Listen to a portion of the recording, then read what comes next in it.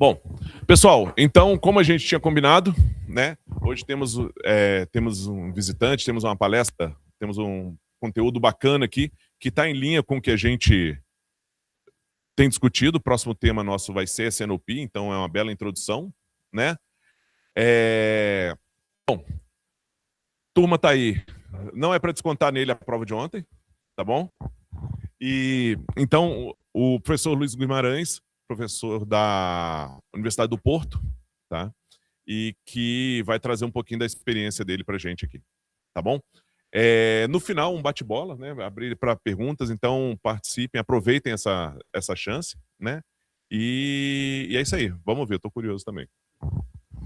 Muito obrigado, professor Daniel. Muito bom dia a todos. O meu português é um pouco diferente. Eu vou falar devagar. É possível que eu diga uma ou outra palavra que não seja exatamente a que vocês usam. Se não entenderem, me avisem. E se vocês quiserem fazer perguntas a meio, estejam perfeitamente à vontade, ok? Portanto, a ideia é... Vou tentar passar um pouco da minha experiência neste tema do SNOP.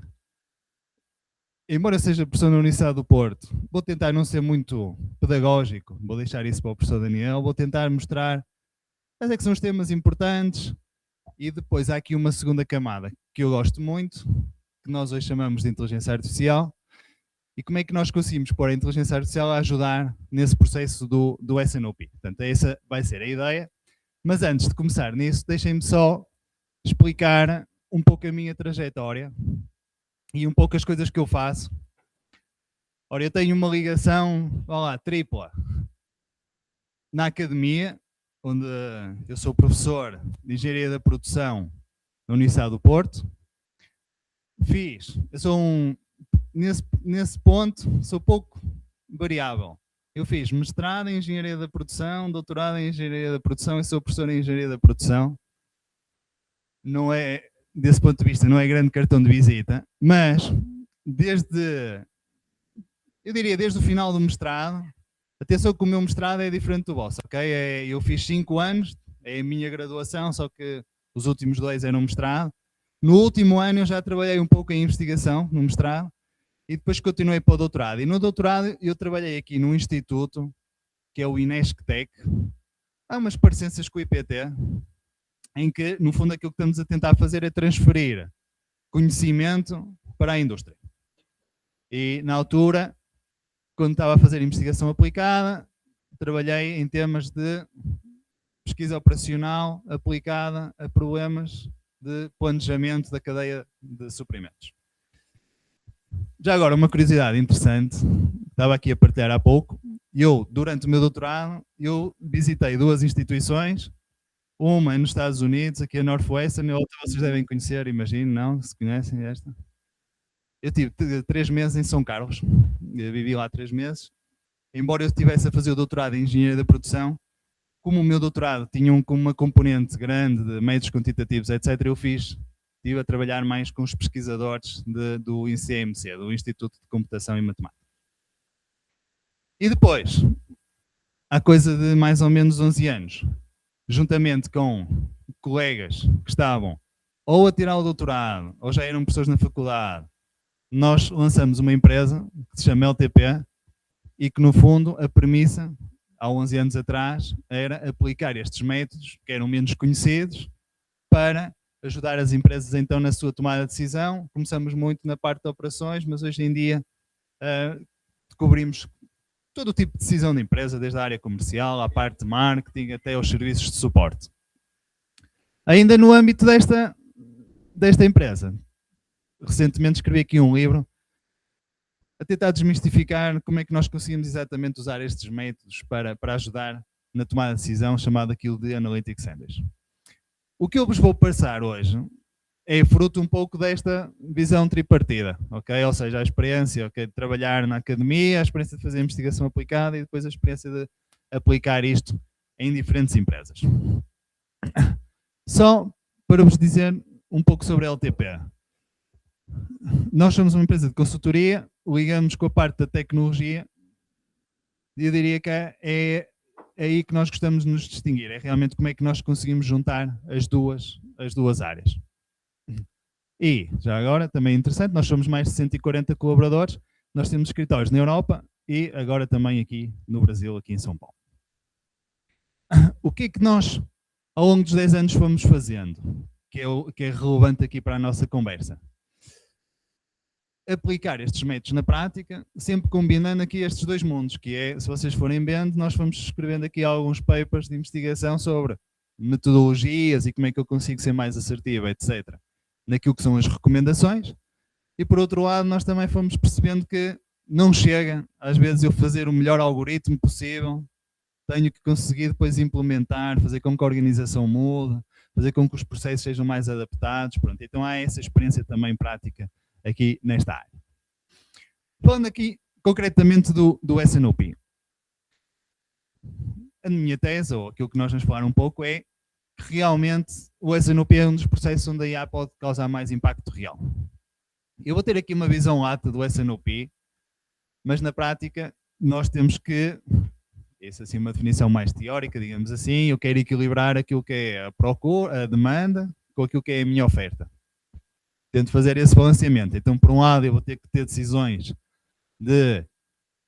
operacionais, não é? De quanto vamos produzir, quanto é que temos de produzir, que estoque é que vamos manter, quantos clientes é que vamos priorizar, como é que eu equilibro o serviço com o custo, a capacidade, etc. Tenho naturalmente uma parte também ligada a vendas que traduz muito em o que é que vamos vender, quanto é que vamos vender. Mas depois há aqui uma segunda camada, que é no fundo eu vou fazer isto, mas isto é um processo que eu vou decidir com incerteza. Ou seja, eu não vou ter a certeza absoluta daquilo que são. Por exemplo, eu não sei exatamente o que é que eu vou vender. Se eu soubesse o que vou vender era mais fácil. Ainda assim poderia não ser completamente fácil. Era mais fácil. Mas então nós vamos dizer que isto no fundo é um processo de decisão sob incerteza. E quando nós pensamos, agora é a parte que provavelmente daqui a uns 2 dias, quando forem à aula, não é exatamente este esquema que vocês vão ver. Mas quando nós pensamos no S&OP, eu gosto de pensar que vai existir aquele processo mais formal, mais tradicional, de ligação entre o mercado e a capacidade, a parte processual das reuniões periódicas de alinhamento, a parte metodológica de gerar os planos. Mas, na verdade, se nós olharmos e enquadrarmos isto numa perspectiva mais de framework de planejamento, mais de organizacional, isto, na prática podem ser várias decisões que estão interligadas e o próprio S&OP depois alimenta outro tipo de decisão mais operacional e há uma ligação contínua. Então, se tentarmos fazer aqui ou pelo menos aqui a nossa visão, a minha visão daquilo que é a ligação do S&OP com tudo o que é fenómeno de planejamento, há naturalmente uma componente importante vamos chamar aqui de demand planning, em que eu no fundo estou a tentar antecipar quais é que vão ser as necessidades que o mercado me vai colocar, ok? Eu posso antecipar esta necessidade a diferentes níveis, mais longo prazo, mais médio prazo, e isto depois vai alimentar aqui um conjunto de decisões mais operacionais, que também posso não tomar exatamente no mesmo período ou na mesma altura. Ou seja, eu posso ter decisões mais, vamos chamar anuais, para ficarem mais fáceis de nós compreendermos, em que eu vou estar a definir, por exemplo, qual é que vai ser a minha capacidade no próximo ano, qual é que vai ser a minha política de stocks e qual é que é a minha estratégia de abastecimento do mercado. E depois isso vai alimentar um processo mais contínuo, de curto, médio prazo, em que no fundo o que eu vou estar a fazer é sucessivamente a revisitar planos, podem ser, por exemplo, mensais, em que vou estar a tentar fazer este equilíbrio entre aquilo que é a demanda e aquilo que é a minha capacidade. E depois este processo alimenta diferentes áreas, quer as áreas de purchasing e MRP, depois o planejamento fino, o PCP, e pode inclusivamente depois ter aqui uma ligação também importante à medida que vamos recebendo ordens de clientes, como é que eu depois dou resposta a essas ordens. Ok. Ou seja, eu já fui falando um pouco sobre isso.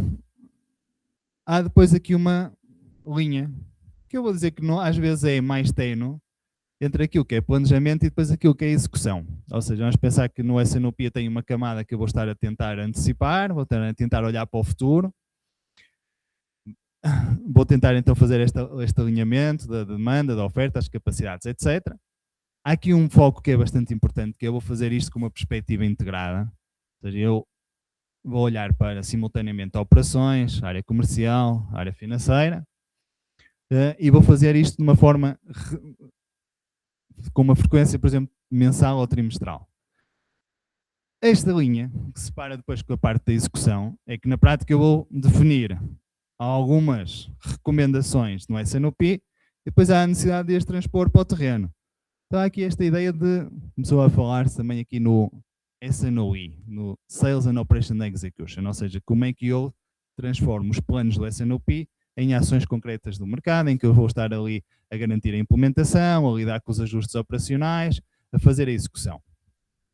Se nós tentarmos desenhar desse mal, mas naquele framework que eu fui apresentando, há aqui uma espécie de uma camada que eu coloquei azul, que é o que normalmente está associado ao S&OP, e depois há uma camada que coloquei ali a verde, que normalmente está associada ao S&OE.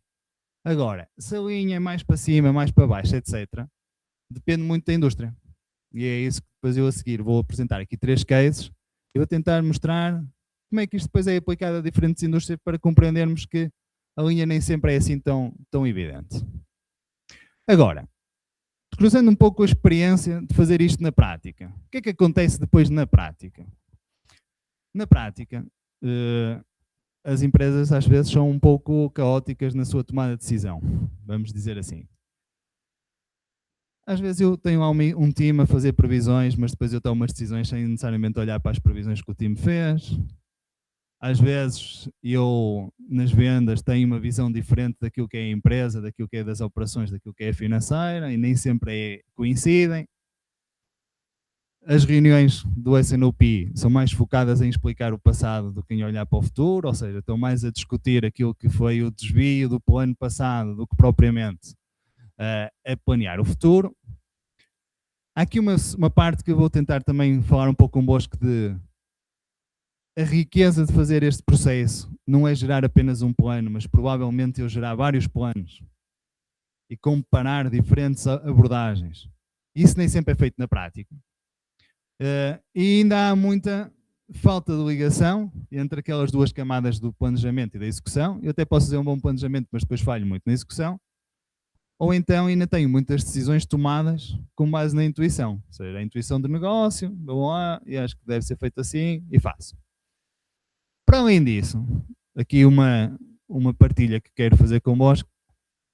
Aos dias de hoje, por causa da IA, não desta, da generativa, da anterior, do machine learning, as pessoas começaram a achar que iam ter uma bola de cristal, que ia adivinhar-te o que era a demanda no futuro e ia ser 100% fiável.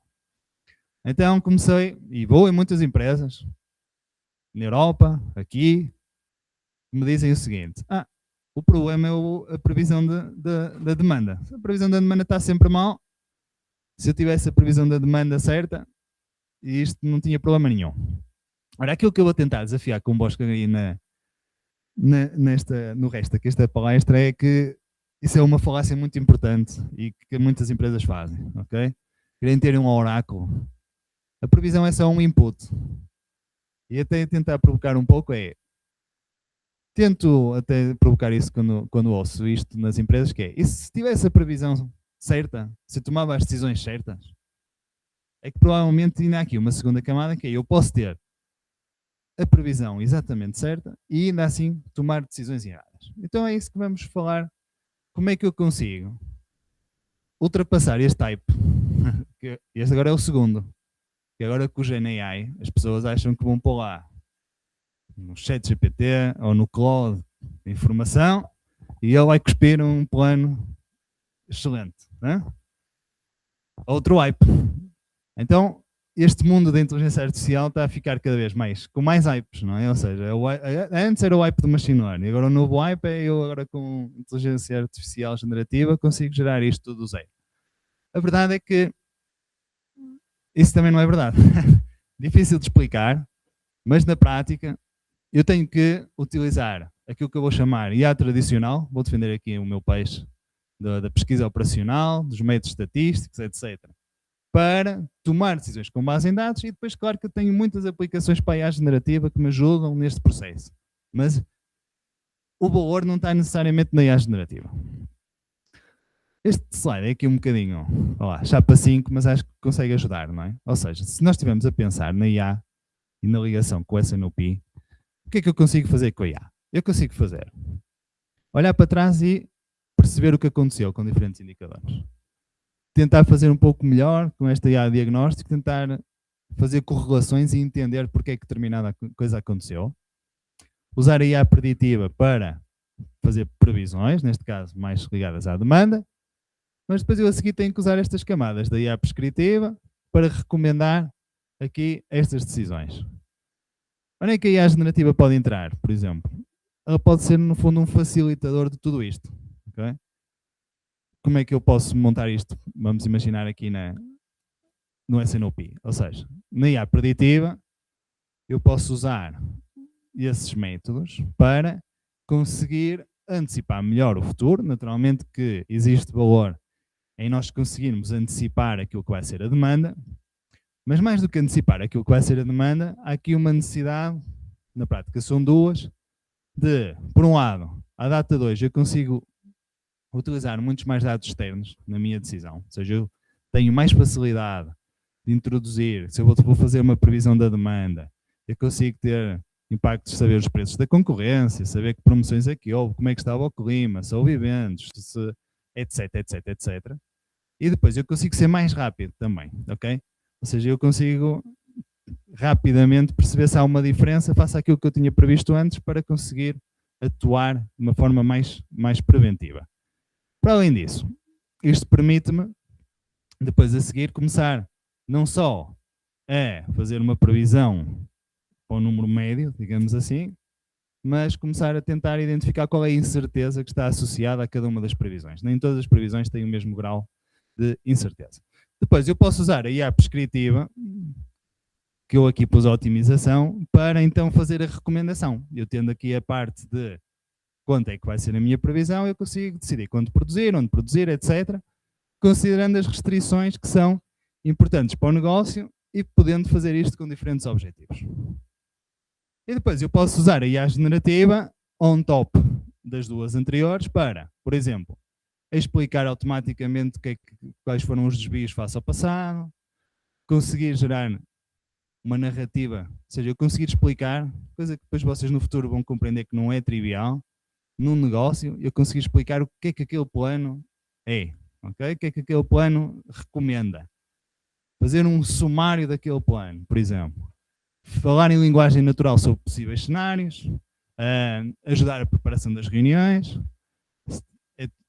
criar aqui talvez até alguns copilotos para ajudar os planeadores neste processo, ok?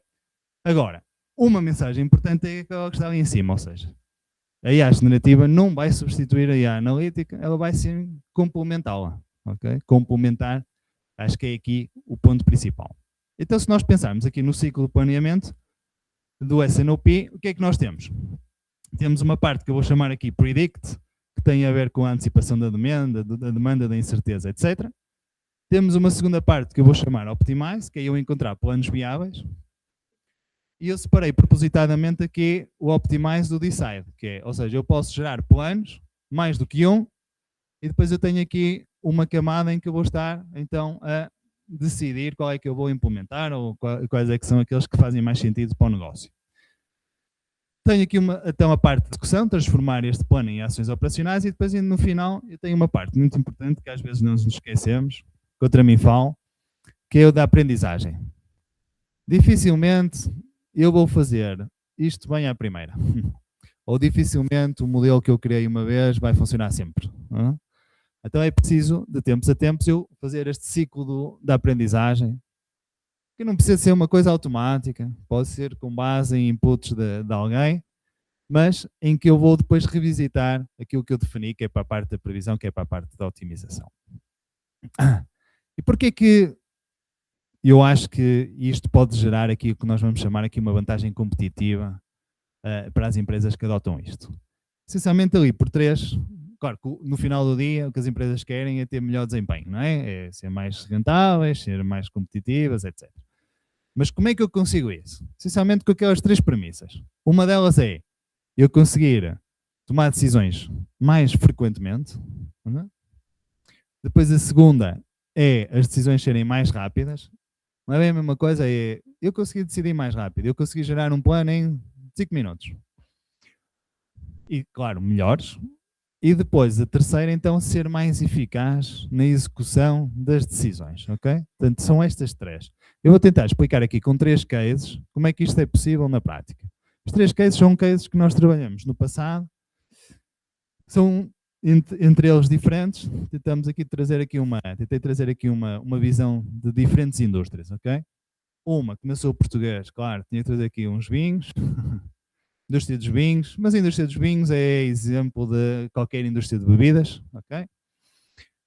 Depois, uma indústria de cabos e fios elétricos e depois uma indústria mais discreta, neste caso de brindes promocionais, ok? E, no fundo, o que vamos ver em cada um dos casos é que, por exemplo, no caso da indústria dos vinhos, há aqui uma importância no S&OP, uma vez que eles têm produção essencialmente para stock. Tem uma produção, tem uma procura que é muito sazonal, uma demanda que é muito sazonal. Eu preciso fazer uma parte de previsão e depois uma parte de otimização. Depois, no caso 2, em que nós estamos a falar de uma empresa que produz parte dos produtos para stock, parte dos produtos para encomenda. Vão ver que tem um processo produtivo bastante complexo. A ideia é tentar perceber qual é que é o melhor cenário. Então há aqui uma importância grande no decide. E depois no terceiro caso, que é puramente a MTO, há quase uma ligação direta do predict para a execução. Eu já vos vou explicar um pouco isso. Começando então pelo primeiro. Ora bem, o primeiro é uma empresa produtora de vinho. Nós aqui vamos olhar só para a parte operacional relacionada. Vamos admitir que eu já fiz a vindima, já fiz o vinho está nas cubas, ok? Já está o vinho pronto. Toda essa parte tem muita complexidade. Mas mesmo depois de eu já ter o vinho pronto, eu tenho uma necessidade de planejar aquilo que é o abastecimento àquilo que é a minha demanda. Porque eu posso ter, por exemplo, esta empresa produz o Mateus Rosé. Não sei se vocês conhecem, Mateus Rosé é um vinho português bastante famoso. Produz também os outros, se calhar aqui para a malta mais velha, os Barcas Velhas, Casa Ferreirinha, ok? Ora, esta empresa, apesar de já ter o vinho pronto, depois acaba por ter uma necessidade de, para o mesmo vinho, eu posso ter garrafas maiores ou menores, eu posso ter packs de 6 garrafas, packs de maiores, packs menores, posso ter um rótulo específico para um país, etc. Eu tenho sempre a necessidade de fazer esse planejamento. Para além disso, há aqui uma segunda camada mais difícil, que tem a ver com uma parte que é muito específica da indústria do vinho, que tem a ver com as colheitas. Okay? Quando vocês vão comprar um vinho, se começarem a olhar para isso, ele vai dizer qual é o ano da colheita. Eu também tenho que gerir o estoque que eu tenho das colheitas dos diferentes anos, etc. Então tudo isso entrava aqui no planejamento. Depois, esta empresa ainda produz vinho do Porto. Isso tem aqui uma complexidade adicional, porque se eu usar as mesmas linhas de envasamento para produzir vinho normal e vinho do Porto, significa que de repente eu posso ter ali um setup muito importante sempre que eu estou a mudar de um vinho para o outro, porque eu não posso ter qualquer tipo de contaminação do vinho normal para o vinho do Porto. Então há aqui uma complexidade grande operacional, ok? Tem muita variabilidade, quer a montante, quer a jusante. Eu tenho aqui linhas com múltiplos gargalos. Pronto, eu tenho que ter um plano bastante antecipado, porque o vinho, apesar de depois já estar pronto, ainda tem ali uns períodos de estabilização que eu tenho que conseguir planejar com antecipação. Pronto, e depois tenho toda a complexidade normal, não é? Tenho clientes com diferentes requisitos, tenho uma possibilidade de ajustar a minha capacidade em turnos, em pessoas, etc. E depois ainda por cima tenho muitos stakeholders, não é? Tenho a área comercial, tenho a área financeira, tenho a área das operações, tenho a área do planejamento aqui ao barulho.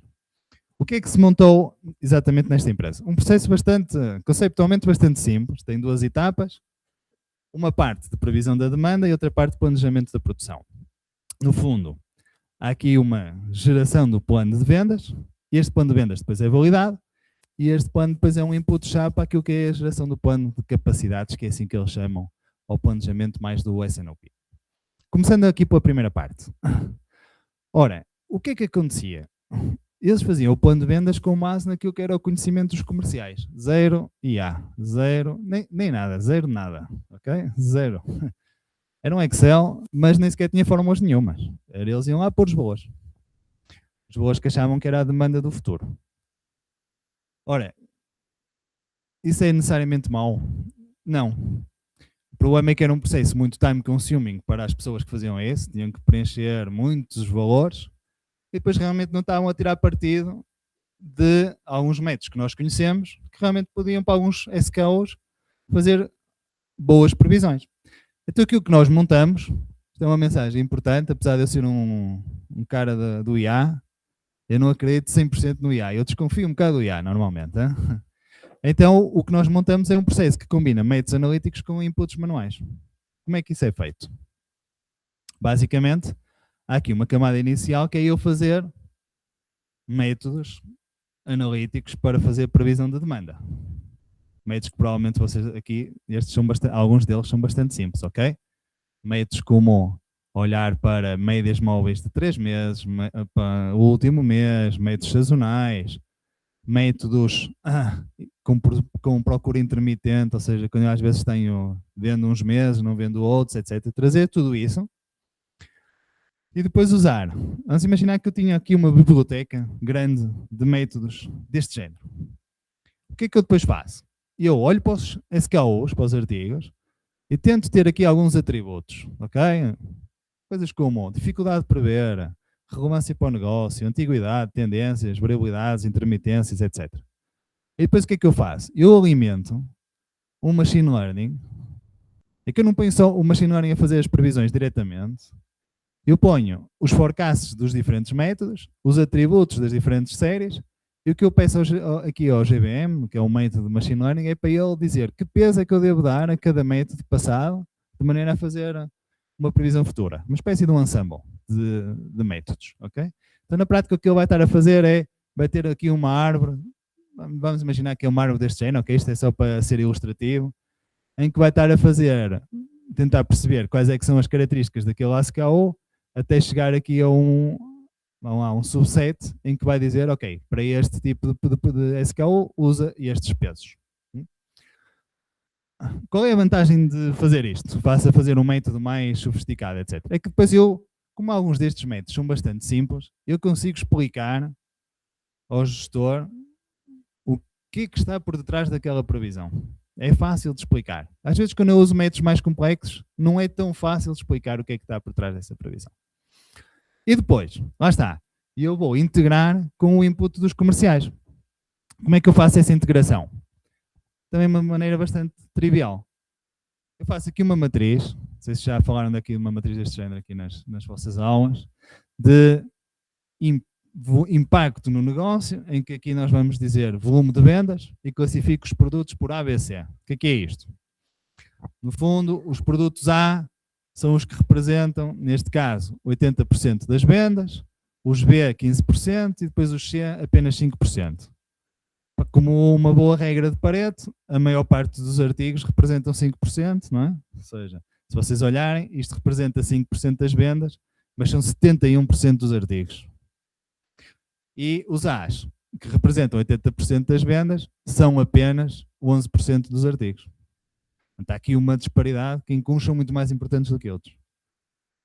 E depois olhamos para aquilo que é a variabilidade da procura. Aqui nós usamos para calcular a variabilidade da procura o erro histórico. Ou seja, se eu tenho mais erro histórico de forecast, quer dizer que é mais difícil fazer essa previsão, então eu usei isso para dividir. E aqui dividimos basicamente com aqui isto é sempre difícil, depois na prática afinar qual é o limite de um X para um Y, etc. Usamos aqui uma regra simples em termos de qual é que era o limite máximo de erro que eu aceitava para um X, para um Y e para um Z. Então, o X, o que é que representa? Por exemplo, o que é que significa um AX? É um produto que vende muito, é muito importante para o negócio, E eu normalmente tenho uma boa fiabilidade ou acurácia das minhas previsões, ok? Depois tenho aqui um AZ. O que é um AZ? É um produto que vende muito, mas a acurácia das minhas previsões é péssima. Depois tenho aqui o outro extremo, que é um CZ. É um produto que não vende nada e eu não consigo prever nada. Okay? Normalmente, nós temos muitos destes, temos poucos CX e tem muitos AX. Esta empresa, como vocês podem ver, tem aqui uma dificuldade adicional, que é, tem 14% dos SKUs e 24% das vendas em produtos que representam muito para o negócio, mas são muito difíceis de prever. Então, o que é que nós aplicamos com elas? Aplicamos o seguinte, olha, o 1, que são estes, o forecast do método automático, de certeza que vai ser bom.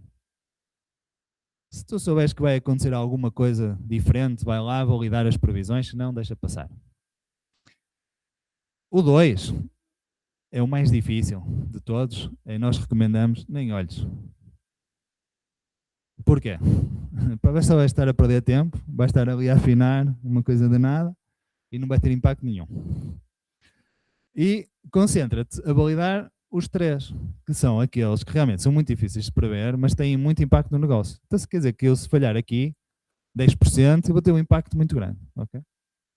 Tudo o resto, às vezes, é absorvido pelas variabilidades que eu tenho depois nas operações, na cadeia, etc. Então, concentramos o esforço. Agora pensem que vocês eram um comercial aqui nesta empresa. Em vez de vocês estarem a preencher um Excel com milhares de linhas, etc., vocês passaram a ter só que olhar para meia dúzia. Então isto é que é o poder, acho eu, de combinar processo, métodos analíticos e depois ali o conhecimento do negócio. O que é que nós conseguimos com esta alteração da metodologia? Isto era o que eles normalmente tinham, ok? Tinham uma determinada acurácia, que eu não vos posso dizer qual é, mas era muito baixa. E tinham portanto, a acurácia, nós aqui estamos a medir o desvio da previsão face àquilo que foram as vendas reais. E não é importante se é positivo ou negativo. Se eu acertei, ou seja, se eu falhei porque previ vendas a mais ou se falhei porque previ vendas a menos. No de cima, na bolinha de cima, nós estamos a calcular o viés. Aí nós já vamos estar importados que eu não tenho viés. Ou seja, que número de vezes que eu acerto, ou desculpem, número de vezes que eu faço forecast por cima, ou o número de vezes que eu faço forecast por baixo, vai bater mais ou menos equivalente, ok? Eu não tenho nenhum enviesamento de subestimar vendas nem subestimar vendas. Então reparem, o que vocês conseguem ver é o seguinte, se eu olhar só para o input comercial, tem uma determinada acurácia, viés 8,8%, quer dizer que em média eles sobreestimavam as vendas em 9%. Achavam que iam vender mais 9% do que iam vender na prática. Depois, se eu usasse só a previsão automática, os métodos automáticos, está aqui um professor, não vai deixar mentir. Os métodos automáticos, vários. Os métodos automáticos têm um pequeno problema, que é, eles normalmente subestimam as vendas. Porquê? Porque você falhar para baixo tem um limite mínimo, que é, certo? 0. Para cima não tem limite.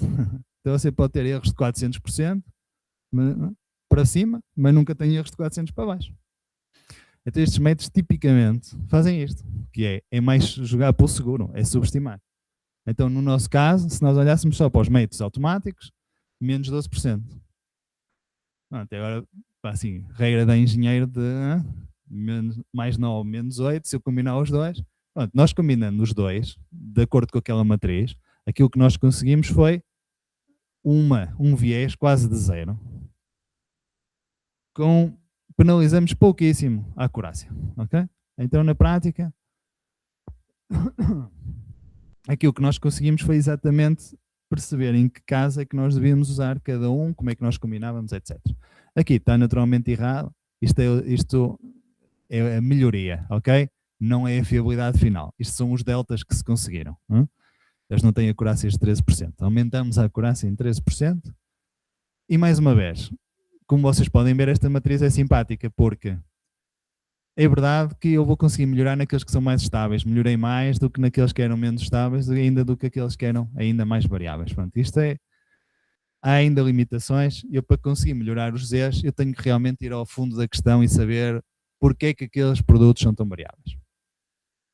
Depois, a segunda parte, na parte do planejamento. Ora bem, como é que eles depois utilizam esta informação? Eles fazem 3 camadas, umas mais operacionais, claro, e outras menos.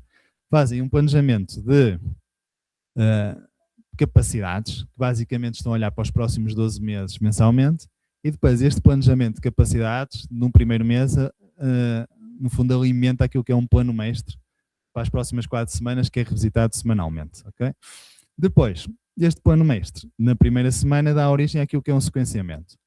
Na prática, eles tentam fazer isto de uma forma, nem sempre é possível, mas tentam ao máximo. Quando eu estou, por exemplo, à data 2, em maio, eu vou planear julho. Junho já está fechado. Junho eu decidi em abril. Eu tenho que ter aqui alguma antecipação porque depois não tenho flexibilidade nas operações para reagir. Isto é válido para esta empresa. Para outras empresas pode não ser assim. Depois tentavam fazer a mesma coisa no plano mestre, ok? Tentavam sempre ter, neste caso era uma semana fechada e depois aqui eram 2 dias fechados. O que é que alimenta aqui este plano mestre? Na prática, é um modelo de otimização, PO básica, ok? Tem aqui os inputs, tem aqui as decisões, restrições, objetivos. Isto depois alimenta aquilo que nós chamamos aqui mudanças de colheita, que tem a ver lá com os anos em que eu estou a engarrafar, etc. Necessidades de matérias-primas, necessidades de transporte. Tenho uma série de inputs. Para vocês verem uma função objetivo da prática, tem coisas a mais. Posse de stock, inventário, golpes de linha. Golpes de linha é quando eu mudo de vinho do Porto para vinho normal. Subcontratação, utilização de capacidade extra, transportes, incumprimento de plano de vendas, incumprimentos de estoques de segurança, etc. Ora, o que é que se consegue fazer com isto? Na prática, como vocês veem, aquilo são muitos objetivos. Quer dizer que eu não vou bem fazer um balanceamento entre os vários objetivos, é difícil. Então, na prática, o que depois faz é alguma coisa deste género. Eu vou jogando com o modelo, não para ter uma recomendação única, mas eu para conseguir perceber a cada momento até onde é que eu posso ir. Vamos imaginar, isto foi um plano real, eu no cenário base tinha aqui um baseline de 100 para os custos e de 100 para a demanda não satisfeita. Vamos gerar aqui uma solução em que eu não tenho limite de mão de obra extra. Deixo contratar as horas extra que forem necessárias e legais, ok? O que é que eu consigo? Ok, aumento 3% o custo, diminuo 5% a demanda. Pronto, e depois isto é o trade-off da gestão. A gestão tem que saber se está disponível aumentar os custos em 3% para diminuir 5% a demanda não satisfeita. Depois ainda tem aqui um cenário mais extremo, que é eu não tenho limites de aberturas de linhas de enchimento. Ou seja, vamos imaginar que eu tinha ali uma linha de enchimento a funcionar a 2 turnos, eu posso pôr a linha a funcionar a 3 turnos. Ora, nesse caso, uma coisa até estranha, eu até conseguia ter uma parte de custo mais eficiente e baixava a demanda não satisfeita em 17 pontos percentuais. Pronto, aqui é no-brainer, não é? Ou seja, ainda baixo mais, tenho menos custo, perfeito. Mas depois eu vou levando isto até ao extremo, não é? Em que de repente eu deixo abrir linhas e deixo fazer mão de obra extra. Aumento muito o custo. O ganho é marginal, como vocês podem ver, não aumentou quase nada. Aumentou um bocadinho a demanda não satisfeita, mas é em casas decimais. Okay? Então depois este tipo de modelos o que permitem depois é ao decisor comparar as diferentes alternativas e pronto, este mês vamos seguir. E não é só um, normalmente é feito em consenso dos diferentes departamentos. Okay? Pronto. Isto é um exemplo. Outro exemplo, bastante diferente. Portanto, isto é uma indústria MTS, ou seja, Make to Stock, em que eu tenho que antecipar bem a demanda. Agora, vou-vos dar um exemplo em que eu também consigo fazer S&OP, mas numa indústria MTO, em que eu estou a fazer maioritariamente para as encomendas que me estão a chegar dos clientes. Ora, neste caso, isto é uma empresa que produz fios e cabos elétricos, a maior parte, tem basicamente 2 tipos de produto, tem fios de baixa tensão, aquilo que são usados, por exemplo, nas nossas casas, etc. E depois tem cabos de média e alta tensão, okay? Para a distribuição e para o transporte de energia. O que é que eles têm? Têm clientes muito diferentes. Têm clientes desde distribuidores que fazem encomendas muito regulares, de pequenas quantidades, etc., até clientes que são grandes elétricas, etc. Qual é aqui a dificuldade? A dificuldade é que no plano produtivo eles competem pelos mesmos recursos. Ou seja, há uma parte do processo produtivo, que eu vos vou explicar aqui. Talvez aqui com este desenhinho seja mais fácil de perceber. O processo é bastante longo, mas é mais ou menos o seguinte. Eu começo por fazer aquilo que se chama alma. A alma é fio de cobre ou de alumínio fininho, ok? Como se fosse uma tecelagem. Mais fino ou menos fino, consoante vocês estejam a fazer baixa tensão ou média e alta tensão. Depois, a seguir, eu tenho uma coisa chamada cabeamento, que é eu pego nos fios e faço estas almas, por exemplo, com 3 fios. Eu posso ter almas com 10 fios, com 12 fios, ok? Faço este cabeamento. Depois, a seguir, o que é que eu faço? Eu faço um isolamento à volta desses fios. Okay? Então faço esta parte aqui à volta, ok? Então agora imaginem que eu já tenho um fio com uma alma e isolado. Se eu tiver 3 fases, eu tenho que pôr 3 fios desses, ok? Então depois de repente eu transformo uma coisa destas nestas. É o segundo cabeamento. E depois, o que é que eu faço? Eu não lhe faço depois um isolamento exterior, às vezes faço-lhe uma blindagem, que é pôr aqui, por exemplo, uma fita de alumínio, etc. Às vezes faço uma armação, que é ainda para aquilo ficar mais rígido, o fio, até que depois tenho o produto final. Bom, isto é um processo super longo, super complexo, com muitas iterações, é difícil de controlar. Para além disso, nestas partes, eu vou competindo entre média e alta, vou competindo entre baixa e média, vou sempre competindo, ou seja, os produtos competem pelos recursos. Então é muito difícil para eles saberem se conseguem ou não abastecer as encomendas que estão a chegar. Então, basicamente, o que nós queremos perceber é, com base naquilo que é a minha carteira de encomendas, se eu consigo ou não satisfazer aquilo que são as encomendas que me chegaram. As encomendas têm uma determinada quantidade, um determinado prazo, etc. Como é que vai ser a ocupação das minhas linhas?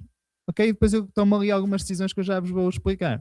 Mas basicamente aqui o trade-off é entre eu consigo ou não garantir aquela encomenda naquela data versus se eu fazer mais setups, eu vou ter mais utilização das linhas, menos utilização das linhas, etc. Como é que isto é feito? Este processo típico da SNOP,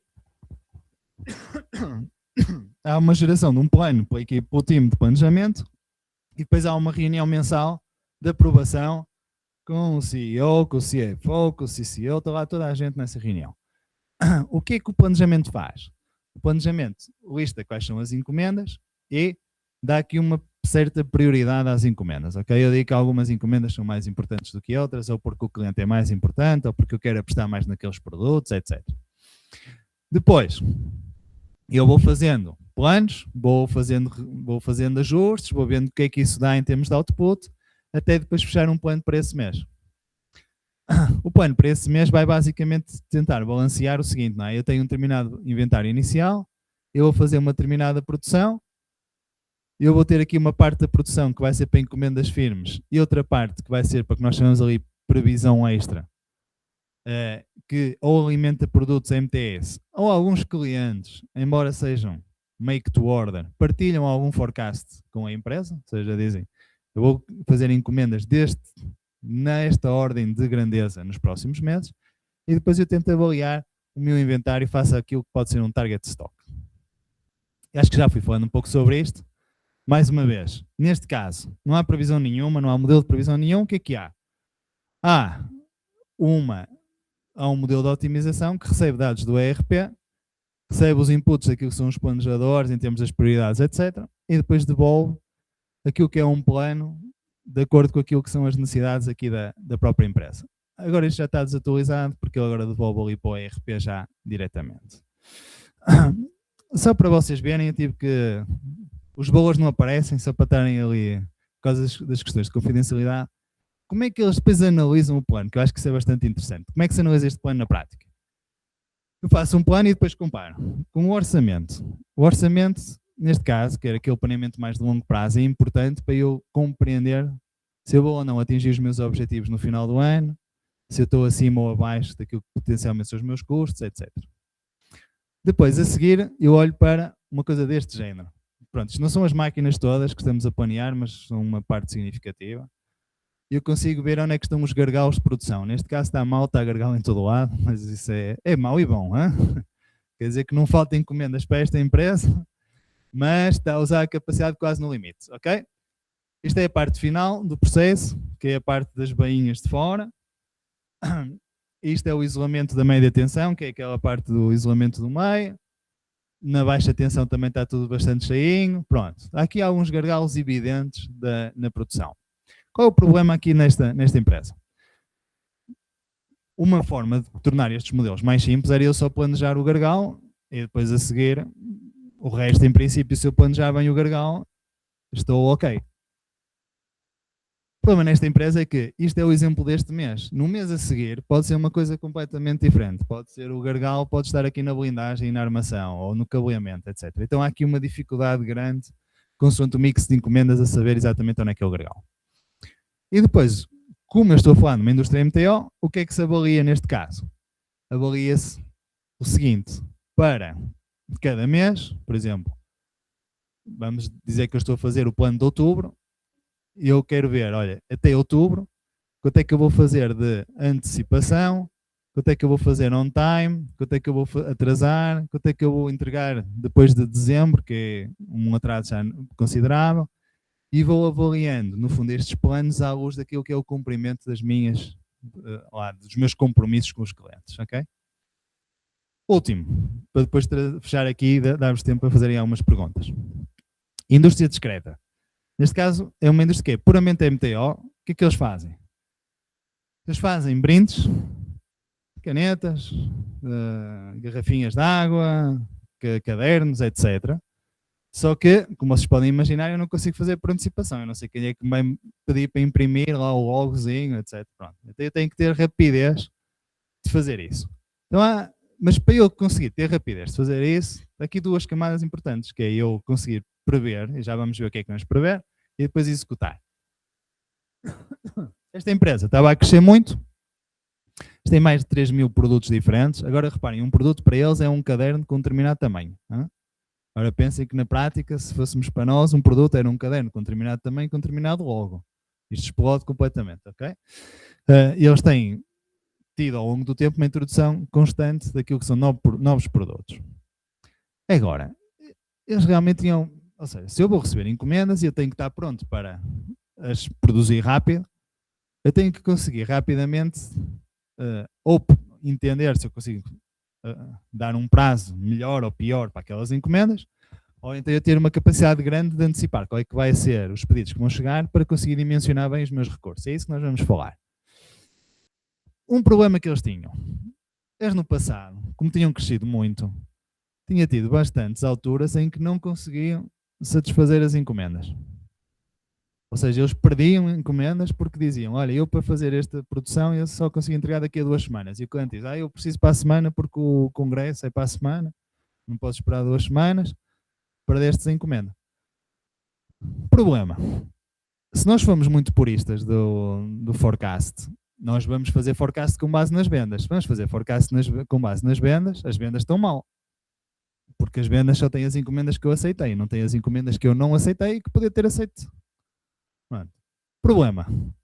Resolvia-se fácil se eles guardassem as encomendas que não aceitaram. Já sabíamos quanto é que era. Não guardam. Porque metade delas é, olha, podes-me entregar aqui esta quantidade? E ele diz, não, pronto. E não registra isso em lado nenhum. Se calhar agora com o GNI começa-se a gravar as conversas e guarda-se essa informação. Na altura não havia, então nós tivemos que arranjar aqui uma forma, e que foi basicamente aqui com umas distribuições, de tentar compreender em cada momento qual era o estoque que eu tinha e potencialmente quanto é que tinha sido a procura que eu não satisfazia. Procura, desculpem, eu pus aqui procura é demanda, ok? A demanda que eu não consegui satisfazer em relação àquilo que é exatamente a demanda que eu conheci. Ou seja, há uma parte da demanda que eu conheci que foi a que eu satisfiz, há uma parte que eu não conheci e eu vou tentar estimar isto com base no estoque. E isto depois foi bastante importante para eu conseguir não estar sempre atrás do prejuízo, ok? Tentar dimensionar corretamente aí os recursos. Para além disso, se vocês olharem e forem uns tipos muito data scientists, também consigo fazer aqui algumas coisas. Neste caso, como vocês possam imaginar, tem muita variabilidade. de eu tentar eliminar os meus outliers da demanda, não é? Até aqui uma vez aconteceu neste produto em particular, uma demanda muito grande, isto nunca se vai replicar no futuro e vou tirar estes outliers. O problema é que outlier é um conceito dos estatísticos, ok? Não há outliers, isso ou seja, o estatístico, desculpa, o estatístico também sou às vezes. O estatístico não consegue explicar o número. Hã? O que é? É um outlier. Todos os números têm uma determinada explicação. Essa explicação pode não ser relevante para eu prever o futuro, ou às vezes é muito relevante para eu prever o futuro. Eu tenho que conseguir distinguir entre estas duas dimensões. Por exemplo, se eu usar umas regras mais estilo data science, e que eu tenho aqui um limite que eu defini, a dizer, olha, a partir daqui são tudo valores difíceis de entender, vamos dizer assim. Mas não são, porque eu às vezes vou lá e consigo entender que aqueles valores em si tinham uma explicação muito particular. Eu vou já saltar para as explicações, ok? Que vocês vão achar piada. Algumas delas é porque, olha, porque nesse ano havia eleições. E como havia eleições, tudo que era partido político estava a imprimir canetinhas e caderninhos e não sei o quê para distribuir, ok? Ou, então, havia eleições também, mas era num clube de futebol. Ou havia uma série de eventos que as pessoas dessa empresa já conheciam, mas que não estavam no sistema. Ok? Ou seja, como é que eu realmente consigo, e aqui foi o desafio do projeto, eu ligar uma parte de previsão, alimentar com informação adicional útil, para eu não ter a tentação de classificar algumas coisas como outliers, saber que aqueles são eventos que vão potencialmente voltar a acontecer no futuro, e depois a seguir introduzi-los no modelo para depois conseguir ser mais preditivo. Pronto, e foi exatamente isso que nós fizemos. Portanto, eu não me vou amassar aqui muito com a metodologia, este nem anda para a frente. E agora? Já andou. Mas na prática, uma vez conseguido introduzir esses efeitos no nosso modelo de previsão, mais uma vez, aqui estamos a falar de um machine learning, depois aquilo que nós fizemos é que nós utilizamos o mesmo modelo com diferentes hierarquias. Okay? Por exemplo, nós começamos a prever com 24, é mesmo 24 meses que está ali, ok? Para a gestão de stocks. Porquê? Porque esta empresa faz todo o sourcing disto, dos caderninhos, das canetinhas, etc. na China. Então tinham que dar previsões a 2 anos aos chineses para eles saberem quantas canetas aqui iam produzir no próximo ano, para depois vir para a Europa, para depois estar lá para imprimir, etc. Tem que ter uma camada, é uma cadeia longa, tem que ter esta visibilidade. Depois a seguir também para o time comercial, para conseguirem começar a angariar clientes, porque uma parte destas previsões tinha a ver também com objetivos de vendas desses clientes, e depois para as operações. Neste caso, as operações, pronto, tinham muitas granularidades, mas a principal, portanto, eles, basicamente o planejamento deles é definir quantas máquinas é que tem que ter. Porque se a demanda continuar a crescer, eu tenho que ter quase ali alguma ociosidade útil para a demanda chegar e eu conseguir responder rapidamente ao mercado. Então aqui havia uma grande necessidade, mais até do que fazer um planejamento tático, fazer um planejamento mais de longo prazo de dimensionamento de capacidade. Dito isto, para vocês terem tempo de fazer aqui algumas perguntas, qual era aqui o resumo? Aqui o resumo é que a IA aumenta o valor. Acho que potencia muito estas decisões. Acho que é muito difícil fazer estas decisões sem ter IA, mas é uma ferramenta. É isso que nós temos que ter também a ideia de que a IA é uma ferramenta, ok? Então eu, para usar bem a ferramenta, eu tenho que ter uma boa visão sistémica da empresa. Reparem, todos estes cases são da SNOP. Se vocês forem ao mercado, há muitas soluções da SNOP já feitas. Agora vão-me dizer qual é que é a solução da SNOP já feita que cobre isto tudo. Difícil. Okay? Há muita necessidade de compreender. Se calhar há, mas eu não conheço. Há uma necessidade grande de compreender qual é o processo da empresa, quais é que são os processos, o que é importante para aquele caso, etc. Claro que depois é preciso ter aqui uma capacidade analítica, é preciso ter algum conhecimento que vocês vão ter, não é? Planejamento e controle da produção, e depois é preciso ter ali aquela sensibilidade para as restrições reais da operação. Imaginem no caso dos fios elétricos, se vocês forem à fábrica, as pessoas vão estar a falar de restrições operacionais que vocês nem imaginam. Qual é o nível de abstração que eu tenho que trazer aqui para estes planos para, por um lado, os planos serem reais, no sentido de aceitáveis pela operação, mas ao mesmo tempo não ser um monstro este modelo que se cria aqui por trás, e depois claramente transformar aqui estas decisões em recomendações. Qual é a boa notícia? É que vocês como engenheiros da produção estão bem posicionados aqui neste mundo, ok? Pelo menos é isso que eu acredito, também sou engenheiro da produção, temos que defender aqui a nossa área. Porquê? Porque conseguimos fechar aqui este quadrado, digamos assim.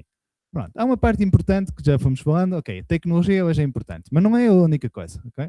Eu tenho que perceber de operações, eu tenho que perceber do negócio e depois eu tenho que conseguir falar com pessoas e perceber os processos das empresas, etc.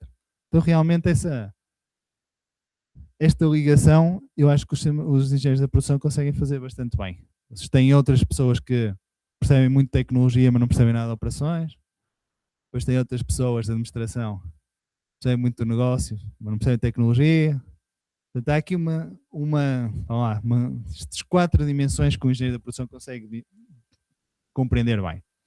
E depois, ao longo dos tempos, é importante nós também termos uma noção clara de há uma componente que vocês adquirem muito na universidade, que são competências técnicas, modelagem, conhecer os processos, etc. Mas há depois uma parte que se vai adquirindo mais com a experiência e com a interação, que eu vou chamar aqui competências de decisão, ok?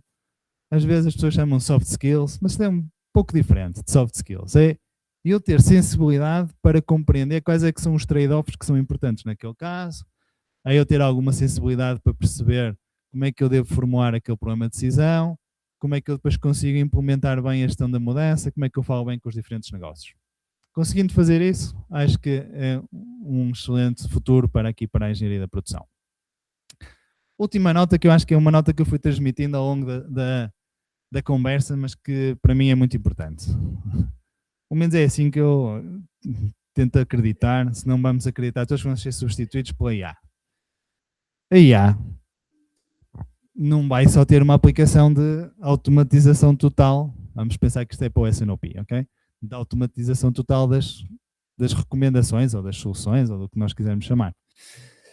Eu acho que nós devemos pensar que a IA como um aliado, não como vai substituir o decisor, mas mais como alguma coisa que o consegue amplificar, ok?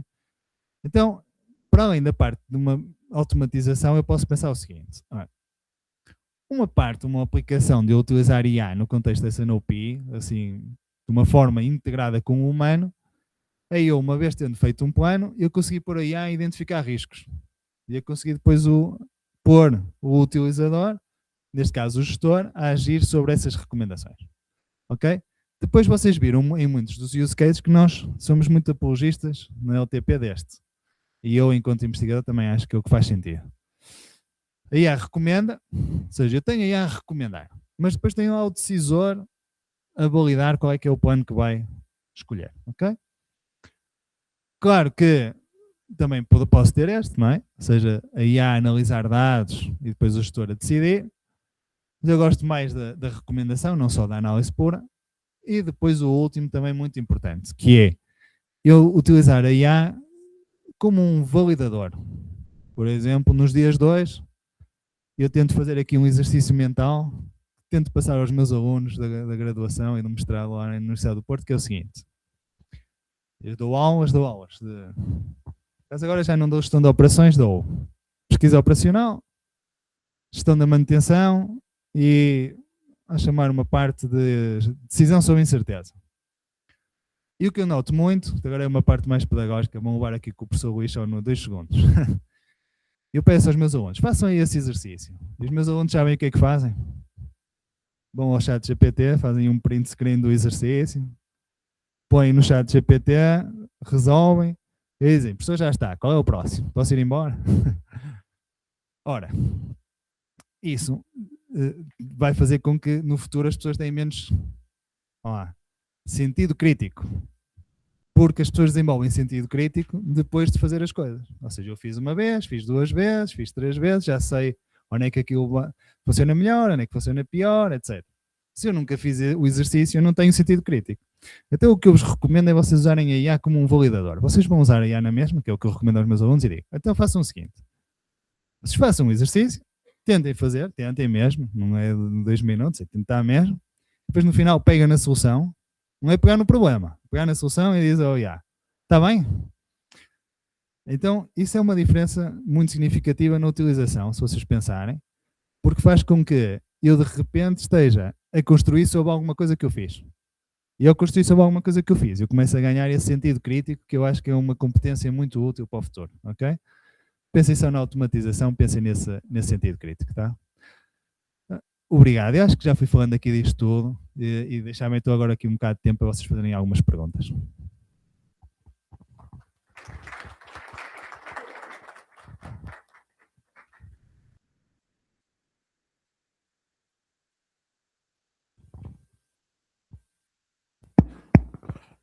Legal, obrigado, professor, obrigado pelos comentários, pelos insights. E eu acho que, assim, nada combinado, mas é super em linha com o que a gente tem conversado, né, a respeito dessa visão do PCP e essa visão de integração, né, de olhar como um todo, né, e aquele diagrama ali é um negócio que vocês estão no lugar certo. Né? Claro, também sou engenheiro de produção, então também vou vender o peixe aqui, né? Mas eu acho que cada vez mais a demanda vai ser sobre, claro que imposta uma agilidade, mas vai ser necessário saber olhar para o todo, né? Desde que eu estava na graduação, se falava sobre visão holística, né? Só que isso está ao alcance das mãos. Porque muitas vezes a gente barrava nos dados e falava assim, tá, mas eu não consigo informação, eu não consigo dado, né? Então, eu acho que tem um baita de um oceano azul aí por vir, né?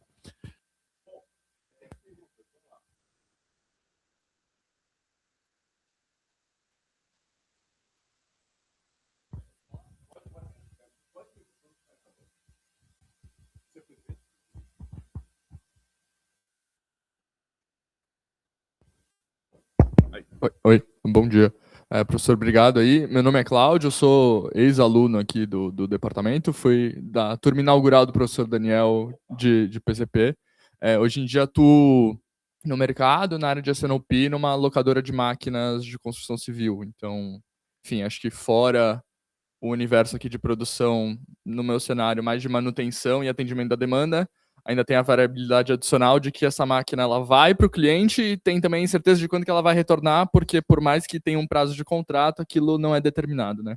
E acho que meu desafio atual é um pouco estruturar e construir esse processo de S&OP na empresa.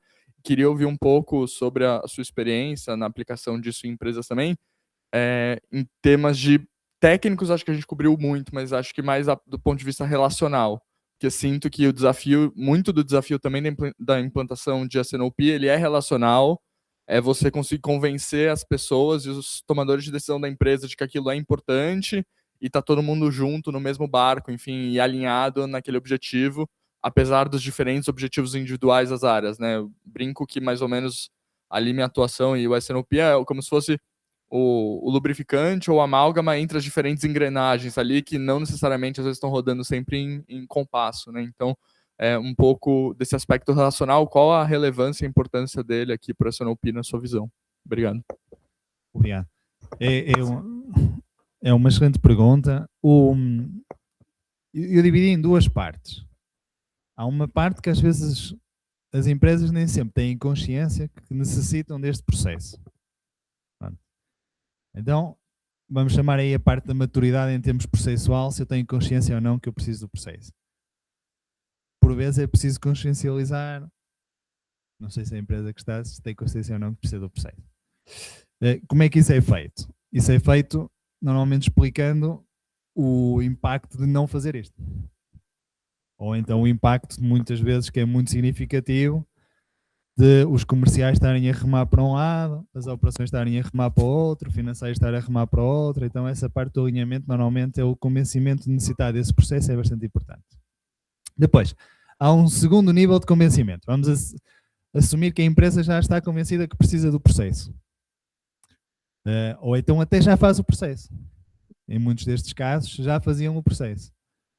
Convencer que necessitam de reformular a forma como fazem o processo. Isso normalmente, aquilo que nós fazemos é fazer uma espécie de um shadowing. O que é o shadowing? Tanto pode ser, tenho aqui dois casos interessantes, tanto pode ser eu replicar o plano que eu fiz, por exemplo, o ano passado ou para o mês passado e tentar identificar, olha, o que teria sido sugerido era isto, o que vocês fizeram foi isto, e tentar identificar ali os gaps, explicar quais foram as diferenças e tentar puxar um pouco pelo sentido crítico que eu falava, não é? De conseguir ou não determinadas coisas. Ou então, até uma das coisas que nós temos até com esta empresa de cabos e fios elétricos é um modo de implementação interessante que fomenta o alinhamento, que é o time de planejamento continua a gerar o seu plano. E nós geramos outro plano. Parece uma coisa esquisita. Mas não é. Porque depois o que é feito é que há uma reunião de alinhamento entre todos a mostrar, olha, este é o plano do time de planejamento, a equipa da LTP BK analisou os dados, nós dissemos as prioridades e deu este plano. E depois nós estamos a analisar ali as diferenças. E normalmente as diferenças promovem as discussões que são necessárias, que é, se eu tenho que abastecer, porquê é que está a dar diferente? Porque nós dissemos à LTP que devíamos favorecer os clientes da XPTO e eles favorecem e o nosso plano não está a favorecer. Ou então porque de repente nós dissemos que havia uma determinada limitação numa máquina e eu estou a produzir mais toneladas, se calhar, do que realmente vou conseguir produzir naquela máquina. Então o alinhamento vem mais da forma como são apresentados os resultados e da forma, do tipo de discussão rica que se está a fazer à volta dos planos. Claro que isto exige muito tempo, porque eu tenho que confiar no processo, nos dados, no plano. É tempo. Se não falar com o tempo, às vezes é preciso mudar as pessoas. E isso é uma coisa que não tem jeito, né? De novo, você bate muito nessa tecla, né? Você tem a técnica a teu favor, mas é gente tocando a técnica, né? E acho que essa visão de que... Depois eu vou mostrar em aula para vocês, tem o que a gente chama da curva de Gartner, a curva de como que as tecnologias são percebidas, né? E sem dúvida nenhuma, assim, aí tá lá, nossa, vai resolver todos os problemas, tá tudo, assim, todos seus problemas se acabaram-se, né? Para a época dos... O pessoal mais antigo vai entender a piadinha aqui. Então, assim, o que acontece? Eu sinto que está começando a caminhar, né, para a próxima fase, que eles chamam de pico da desilusão, ou seja, não serve para nada. Não, também não é assim também. Então, colocar no lugar certo, né? E que, gente, pessoas, é gente, não tem jeito. Não tem como colocar um processo inteiro para fazer um filamento de cabo. Todo aquele processo para simplesmente ser aí vai tomar essa decisão, né? Legal. Professor, deixa eu te fazer um pedido, até uma visão assim, bem ampla, né? Eu já estou afastado do mercado há algum tempo, então uma visão mais atualizada até.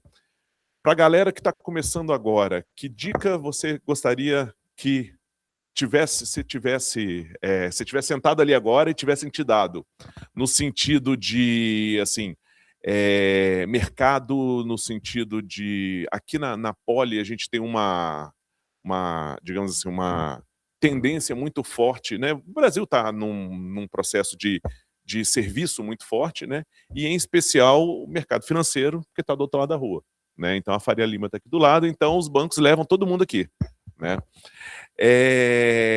Então, assim, para a gente tentar trazer eles para o nosso lado, para o nosso mundo aqui de supply, o nosso mundo de manufacturing e tudo mais,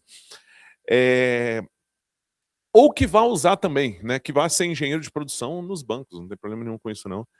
Mas, assim, o que você daria de dica em termos de o que concentrar, o que buscar, o que seriam as low-hanging fruits, né? O que seriam as oportunidades que estão aí e que muitas vezes o pessoal não aproveita? Isso é uma boa questão.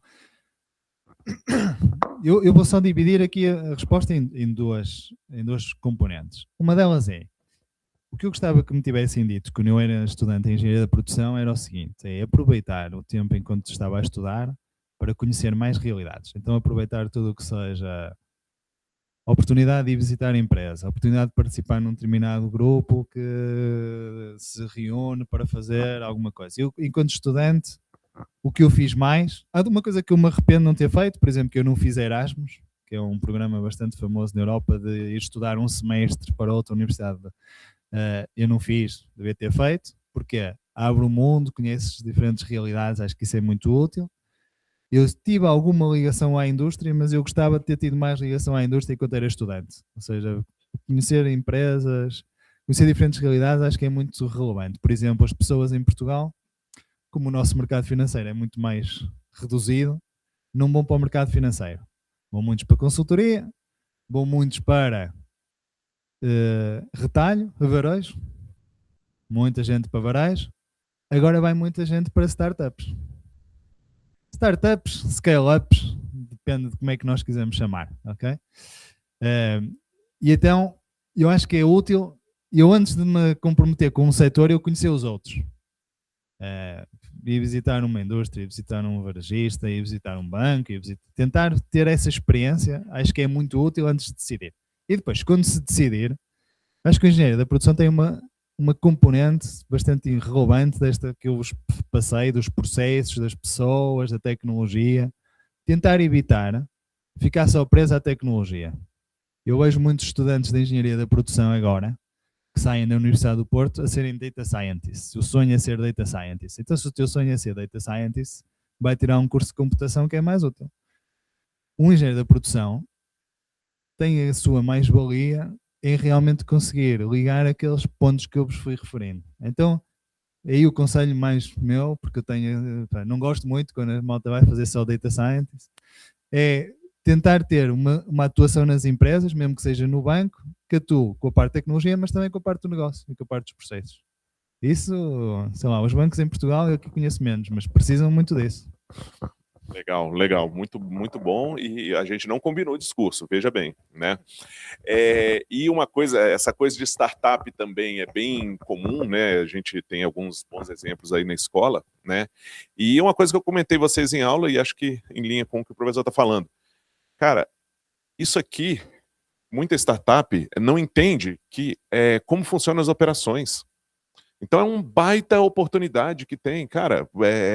Você não precisa. Você pode atuar como PCP numa startup, estruturando as operações. Qual que é a visão de estoque? O cara não tem visão de estoque. Qual que é o forecast? Cara, vende o que der para eu conseguir pagar a conta no final do mês. Beleza, isso aí é uma visão lá anos 60, né? Hoje a gente tem técnicas e tem estruturas, né? E pode ser um grande mercado, né? É engraçado ver, porque vocês vão ter a matéria de startup, a matéria do André depois daqui, né? Mas é engraçado ver depois o pessoal no mercado falando assim, o pessoal não faz ideia o que é um forecast. O pessoal não tem ideia de estoque, entendeu? E isso pode ser uma grande oportunidade para vocês se vocês levarem essa visão integrada, porque não é um aplicativo, o aplicativo vai ser a ferramenta, né? Essa visão de tecnologia, isso tá na moda, né? O data scientist, né? Que assim, data scientist é o cara para mim, data scientist é o cara de modelagem, é o cara de PO, é o cara de estatística, que sabe focado nos problemas, né? Bacana. Mais perguntas, vamos lá.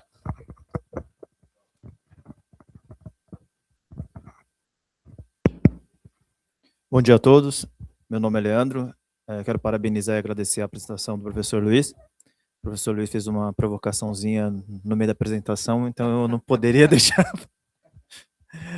passar. Bom, sou professor... Eu também sou estatístico. Na verdade, eu sou engenheiro de produção, é que eu atuo bastante com estatística. Sou professor aqui do departamento, né?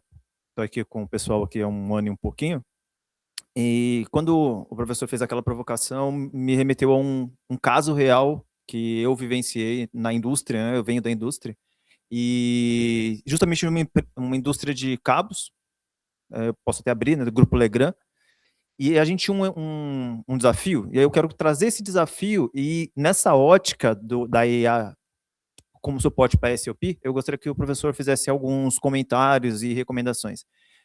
A gente tinha um caso onde havia uma flutuação de entregas de determinados itens, de cabos, então você tinha uma variedade, um mix muito grande, e esse mix também flutuava com relação às quantidades, então tinha muita quantidade, muitos tipos de produtos, né, artigos, e também os seus volumes. Eis que a direção, ela tomou a seguinte estratégia de que deveríamos incluir alguns itens de Kanban dentro dos processos, para poder tentar suavizar e controlar aquela demanda. Qual que era o ponto? E aí, falando da ideia dos outliers, a gente olhando para horizontes diferentes, não havia muitos dados, então, 1, 3, 5 anos, você tinha ali na sua série de tempo das vendas, alguns pontos, assim, você tinha algo muito flat, dentro de um nível de confiança ali, flat que eu estou chamando nesse sentido, e aí, de repente, um pico, para mais ou um vale. E aí, a direção queria simplesmente assim, não, tira fora, esquece esse ponto aqui. Esse ponto não vai ser importante para você dimensionar. Só que, na prática, isso, de um modo bem ingênuo, poderia dizer assim, olha, se eu tenho um pico muito grande, eu vou ignorar, quando isso acontecer novamente, se acontecer, eu não vou atender. Tem um vale. Se isso aqui acontecer novamente, eu vou ficar com um sobre-estoque. Então, nesse sentido de usar a IA como modelagem, quais recomendações o professor indicaria na prática com relação a modelos, critérios para esse tipo de situação? É uma excelente pergunta. A provocação dos outliers é que eu também sou... Também elimino outliers, não é? Também eu chego lá e elimino. A provocação normalmente é por causa exatamente deste ponto, que é, eu tenho que ter consciência do que estou a fazer quando elimino os outliers e das consequências que isso vai ter. Ora, esta indústria de cabos também tem o mesmo problema, que de repente eu tenho um pico enorme de demanda por um determinado produto e depois a seguir aquilo volta para um nível muito mais baixo, etc. Eu acho que a IA, por si só, nesse caso, não resolve. E eu tenho que enquadrar a IA numa boa estratégia de abastecimento e até posso pôr a IA a ajudar-me a definir qual é a estratégia de abastecimento dessas encomendas. E vou dar o exemplo daquela empresa. O primeiro trabalho que nós temos com aquela empresa foi um S&OP, que vocês não vão chamar bem S&OP no sentido clássico, que foi sentar os comerciais com a operação e definir que produtos eu devo fazer para stock, que produtos eu devo fazer para encomenda e que produtos é que eu posso fazer num meio termo, que é um finish to order. Vamos imaginar que eu consigo ter lá stock intermédio de algumas componentes. Ok? E isso tinha só um único propósito, que era eu vou fazer esta decisão com o objetivo de alinhar com a minha estratégia do negócio. Qual era a estratégia do negócio? Era ser rápido a abastecer algumas encomendas e outras abastecer apenas de stock. Então, onde é que a IA pode ajudar aí? Mais até do que no corrigir, etc., as demandas, etc., que também é importante, é ajudar-me a simular diferentes estratégias de negócio e qual é que é o impacto que isso depois vai ter nos meus indicadores. Do género. Se eu quiser ter um serviço excelente, que é os meus clientes encomendam, eu no dia a seguir estou a expedir, isso vai ter um custo enorme de stocks. Se eu fizer um trade-off entre, ok, alguns produtos são prioritários, eu abasteço no dia a seguir. Outros não são tão prioritários, eu vou dar um prazo de uma semana. Outros são menos prioritários, eu vou dar um prazo de 15 dias. Então, quanto é que isto me custa? Então, o que a IA nos ajudou aí foi, eu consegui pôr os comerciais a falar com as operações e juntos chegarem a um consenso sobre qual é que deve ser a estratégia de stocks. No meio disto, ainda conseguimos, e agora respondendo exatamente à coisa das flutuações, convencer o time comercial que era importante explicar porque é que algumas vezes eu tinha encomendas muito grandes de uns determinados produtos. Dizer se era uma obra em particular, se era o cliente tinha uma coisa muito simples que acontecia lá. Os distribuidores às vezes faziam férias. Quando faziam férias, não encomendavam no mês das férias. encomendavam no mês anterior. Então aquilo gerava uma destruição que era simplesmente o distribuidor encomendava muito para depois não encomendar nada. Pronto, esse tipo de razões, é isso que nós aí conseguimos enriquecer a IA também, para além daquela simulação dos cenários que eu estava a dizer, para conseguir compreender isto, para perceber que aquilo não é um outlier, tem uma razão concreta. Legal, muito bom.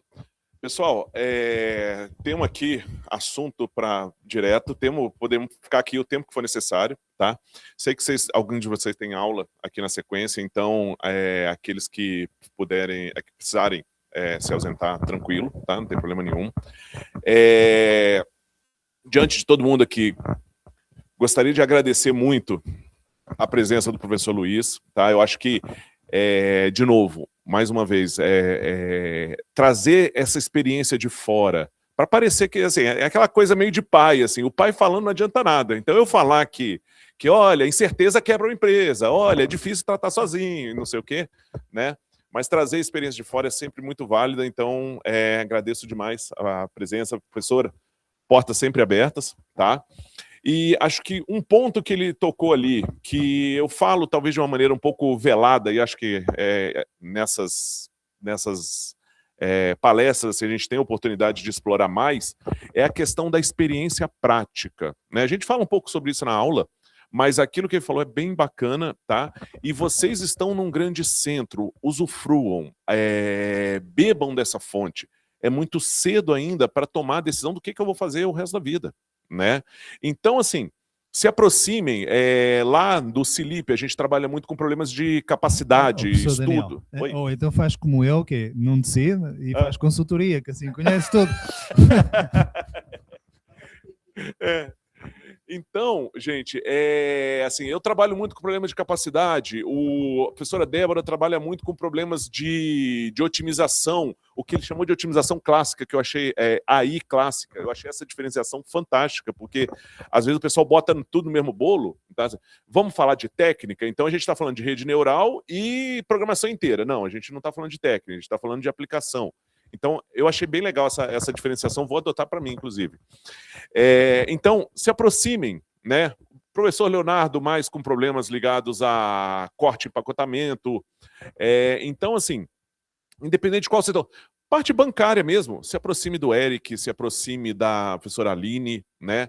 Então, busquem essa experiência, que aqui tem muita coisa disso para vocês, tem muita oportunidades para vocês explorarem, né? Tem as atividades extensionistas agora, o professor Leandro é o rei das AEX aplicadas, né? Então bota os meninos para chão de fábrica, botar capacete, EPI, contar estoque, ver lá a fábrica, ver lá a máquina, calcular carga máquina e tudo mais. É o cara, entendeu? Então, assim, uma coisa Lean, Kanban, procure o professor Dario, o professor Paulino, né? Então, tecnologia, o professor Durão, né? O professor Marcelo, o professor Mauro Espínola. Então, assim, bebam dessa fonte, porque tem muita coisa acontecendo fora das paredes da aula, tá? Que muitas vezes ajudam vocês a montar essa maturidade, né? E depois de tudo isso, beleza, é isso que eu quero mesmo? Aí vai para o banco, vai ganhar dinheiro, aí não tem o que fazer, perdi essa alma, né? Mas algumas almas eu consigo salvar, aqui, como está aqui de volta, tá? Então, gente, vou abrir para perguntas finais se alguém quiser, tá? Mas sei que vocês têm aula, então fiquem totalmente à vontade. E você vai falar? Ele vai falar? Querem falar alguma coisa sobre recrutamento? Não. Se vocês quiserem, ou ter uma experiência em Portugal ainda durante a vossa graduação, ou perceber melhor o que é isto da consultoria, estejam à vontade para falar comigo.